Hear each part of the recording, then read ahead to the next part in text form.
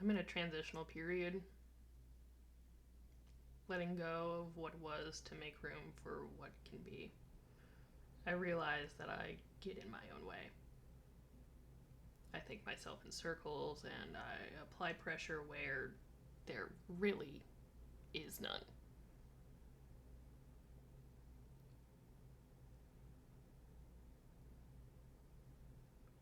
In this piece, I did my best to combat that mindset, those habits, that thinking myself in circles.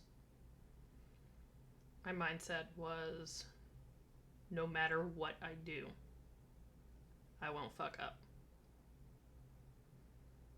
And no matter what I do, it is the correct choice. I haven't actually put effort into a piece in years. I haven't tried very hard for a long time. This piece took me almost 2 years to complete.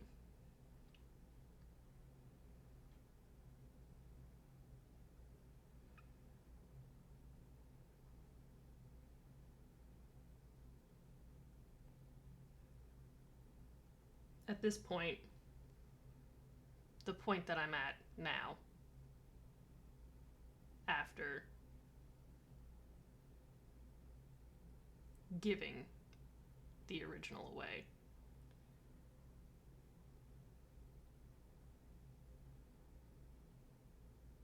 I've realized that I'm very intuitive and chaotic in my practice and the art that I do, and I mean, even in the way that I think. I believe that the art is a look into someone's mind, and I'm discovering what my inner world is like. And frankly, it's very vast from a few decades of daydreaming. It's very abstract and doesn't make a lot of sense. There's a lot of form and splashes of color.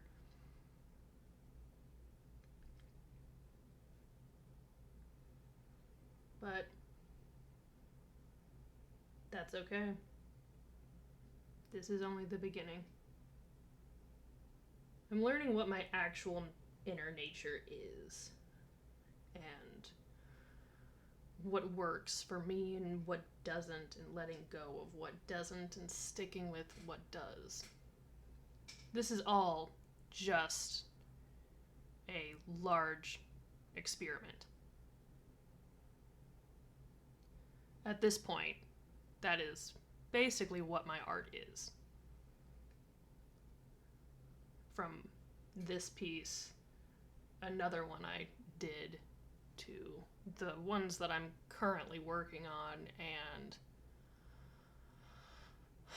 I'm honestly not sure when they'll be complete.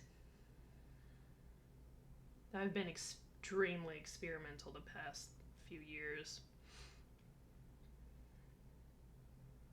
The nature of the world and universe, at least what I believe it is,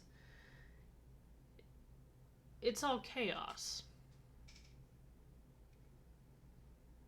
The more you try to make sense of it, the crazier you become. I tangled with the line between sanity and insanity, and my feet tangled, and as I fell, I wasn't sure where I was going to land. I'm still not sure where I landed at times.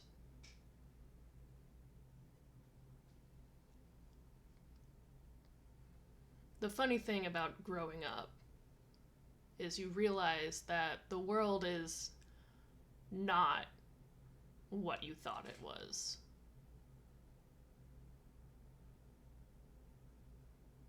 That if you do certain things and follow the rules, nothing bad will happen. that naivety of youth and believing that everything will be okay all the time no matter what. And maybe it will be. Maybe it won't. Who's to say? No one knows. As you grow up and as you age, you realize nobody knows. That's the point of life. In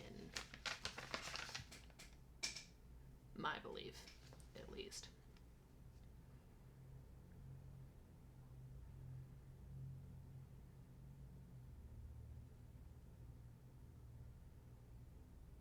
In my inner world, the giants of the sea can float in the sky. The oldests carry islands on their backs. Sometimes they forget that the island is there when they're so ancient that the land and the sea are one.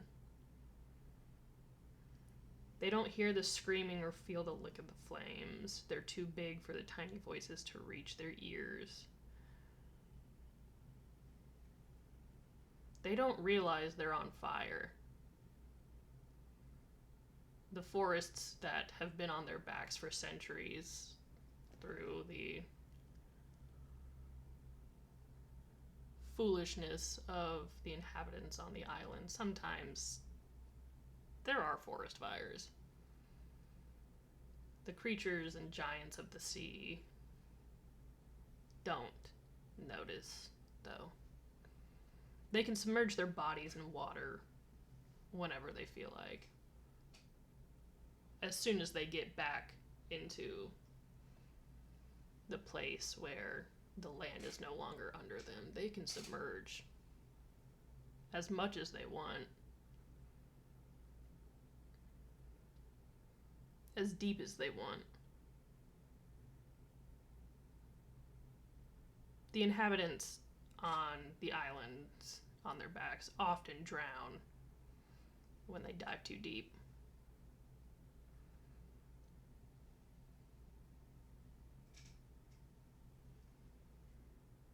When they become too greedy. It's been a problem for centuries, especially for the inhabitants on the absolutely ancient ones where the sky and the sea are the same.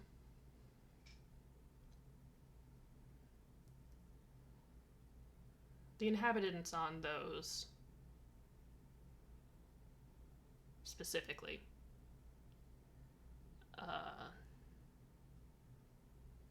they've somehow developed technologies that the giants of the sea have never seen. Given when you're a giant and you're ancient enough that the sea and the sky become the same, you don't really care about the inhabitants on your back. You don't really care about what kind of technologies they are developing because everything is so vast. Everything is a possibility. The ancients, they don't need to dive when there is the sea under them. They can dive into the land underneath them.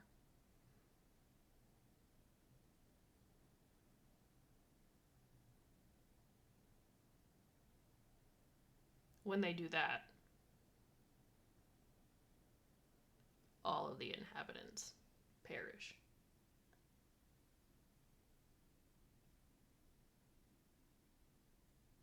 The island goes through a tremendous transformation. It takes a long time, but eventually the inhabitants show up again.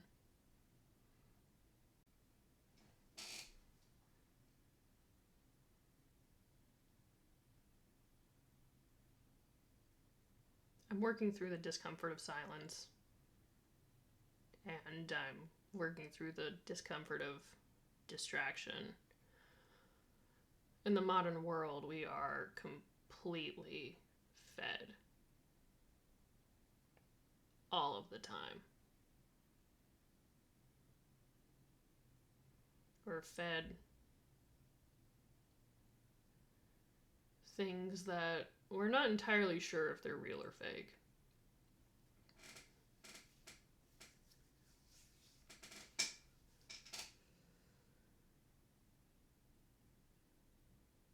It's frustrating. It's discouraging. It's terrifying. And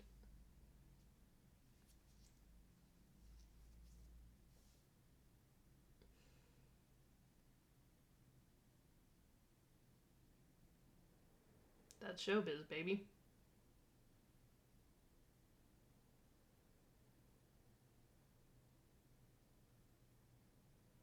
I'm not sure how many times I can keep telling myself that it's showbiz, baby.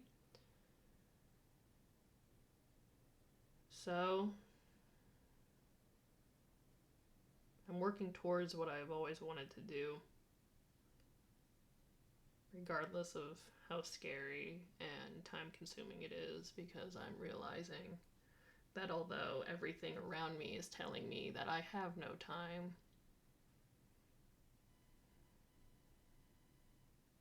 that the world is speeding up and the earth is changing in ways that we didn't expect to be happening right now.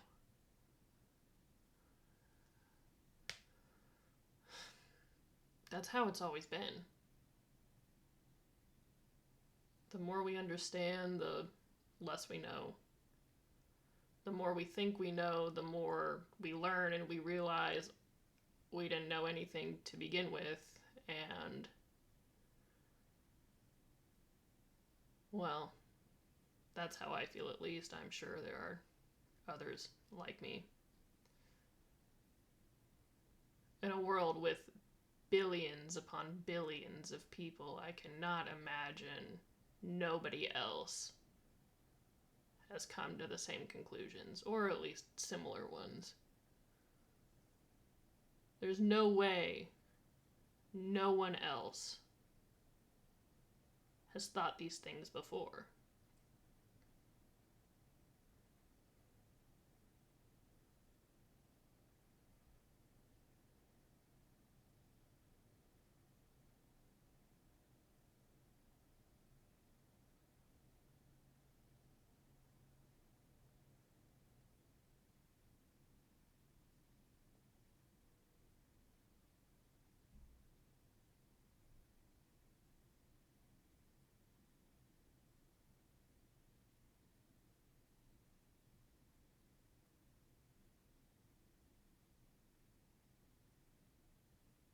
I'm working through the discomfort of the silence, and I encourage you to do the same. When we're constantly fed distraction and overstimulated of the complete interconnectedness of all of us through the internet, it's hard to take a step back and sit and exist in the moment as it is exactly right now.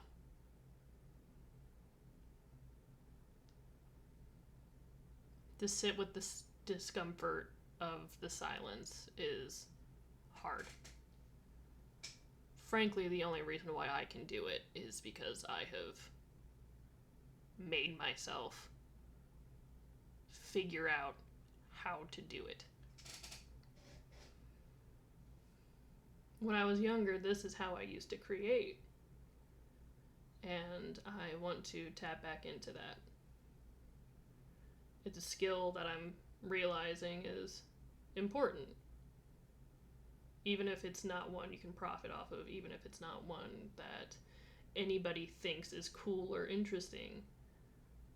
For your own sanity and for your own peace of mind, To be able to limit the distraction around you is important. To ignore that at any point you could look at the device in your hand, in your pocket, on your screen, in the other room, or right next to you. It's important to learn how to ignore those things. Especially when those things do nothing but fill you with dread and anxiety and terrify you.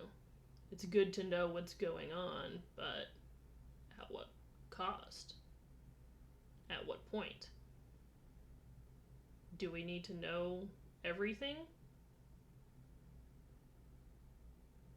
I can tell you right now, our brains can't handle knowing everything. We aren't meant to know everything.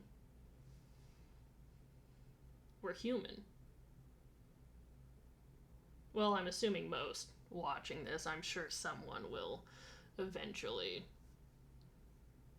use this to feed the AI machine and scrape all of my hard work off and put it on their plate instead of mine. I'm sure there are many people who are going to take the footage of this eventually and say that it is theirs, even though those are not their hands. That is not the scar on their hand that I frankly did not think was going to last. I did not think that cat scratch was going to last, and yet here it is.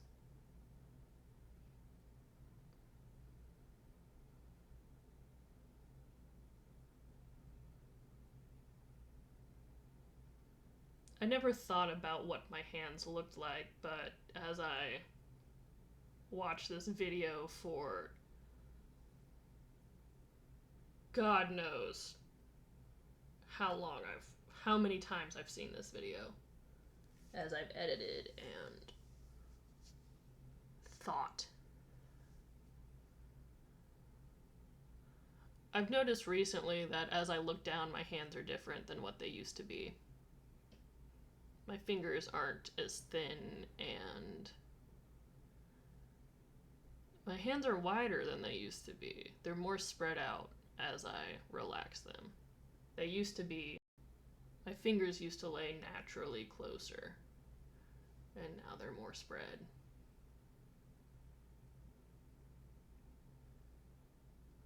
My fingers seem longer than they used to be. Maybe it's because I tangled with the line of insanity and tangled my legs and feet in it.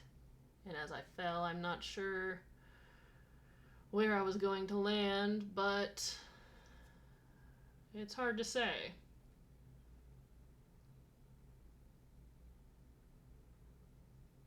All I know is where I've landed is chaotic, and it's confusing.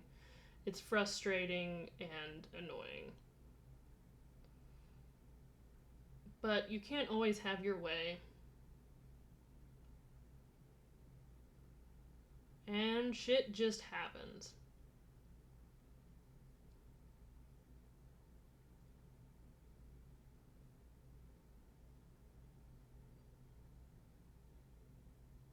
Throughout the video, I have put little clips of what the end result is. I'm not doing prints of this.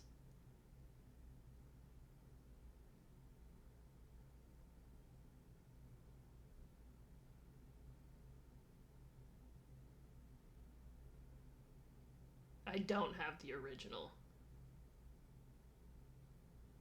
I gave it away.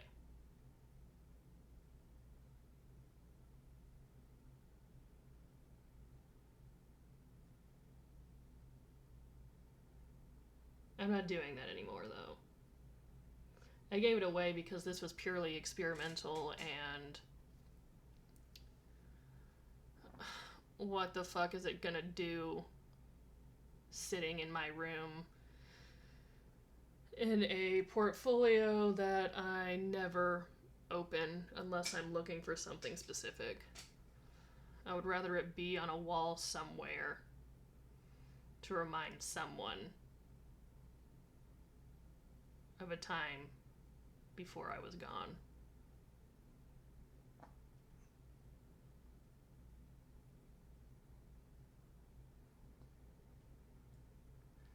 I would rather it be on a wall to remind someone that I was there. I did exist.